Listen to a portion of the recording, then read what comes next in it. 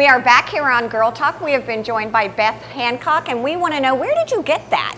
Oh, where'd you get that? Where'd Exactly. you get that? I know, we're so good. Exactly. This morning. Yeah, we are tying it. We are you on it. started it. Exactly. But Beth, you joined us at Poseidon a couple weeks ago, and since then, I can tell you a gazillion people who have been to the consignment shop. And Lisa, this will be a fun one for you because it's more than just cool clothes. Yes.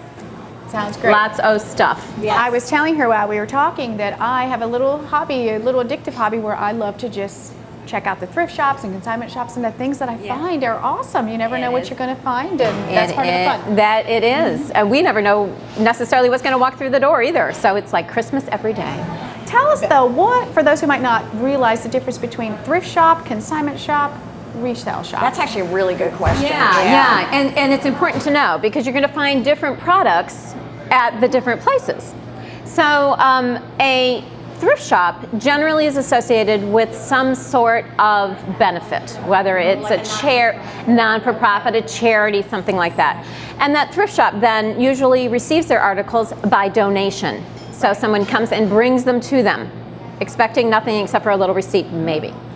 So that's your thrift. Then you have resale, where the owner of the shop has purchased the items, either new or maybe gone around and purchased, and they're reselling it. So it's going to be a resale shop. The person who owns that shop then owns the products and maybe has a little more leeway to do pricing, bargaining, and things like that. And negotiation, bundling, you know, you bundle bundling, I like that. All these things and bundle it.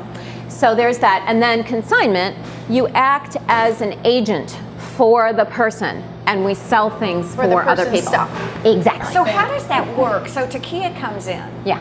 What happens from there? Takia's got great stuff. Oh, so let's just start there. Oh, really? Do tell. No, you know what she said? She had the best line. She goes, Takia, I've known her. She always comes in with new hair. She's got to be in the witness protection program. We were talking about that this morning. I said, this is my hair of the week. So tune in next week.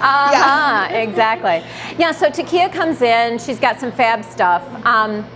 And maybe she has a chair or something. Okay. So we're going to talk about pricing because I think sometimes people have bad experiences with consignment and they're just like, oh, I tried that and you know, I walked away and I didn't get anything and it didn't go well. Just didn't go well.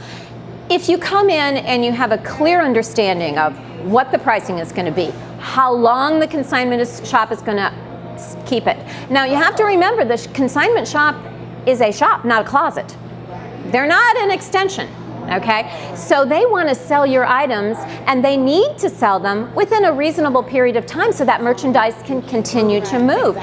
You have to partner with the consignment shop to make sure that your stuff shows well, so you bring it in right, and then also stay on top of the pricing and make sure that it's where it needs to be. You know, having done design for 35, 40 years, the value of furniture is like boats or cars. The second you get in it or the second you have it, it depreciates exponentially. How does that work? I mean, how do you determine? Is it like the car with the blue book value, or how do you really determine? Yeah, you know, a lot of it's regional. Okay. So if you come from the north, the things that will sell in the north are not necessarily the things that will sell here. Sometimes people bring things in and they're really stupendous, like let's say Hitchcock chairs. Right. Play very well in Pennsylvania. Yes. You bundle those Hitchcock chairs and you drive up to Pennsylvania, you're going to get top dollar. Down here, not so much. Right. Good point. In that case, what is a good sell in the coastal area here? Oh, anything beachy. You know, strangely enough, you can have an oriental carpet and it's going to sell for less than a sisal rug, for God's I sakes. totally believe that. That's so interesting. Well, if you haven't been, the shop, you will flip. We'll make a point to visit for sure. Yes. And for me, the takeaway with you today is always changing, always dynamic, always fluid, like the artwork on this wall. Right? You just never know. Exactly. Beth, thank you for joining us. Thank you. Stay with us. We'll be right back. Thank you. At the Common Ground in Beaufort on Girl Talk.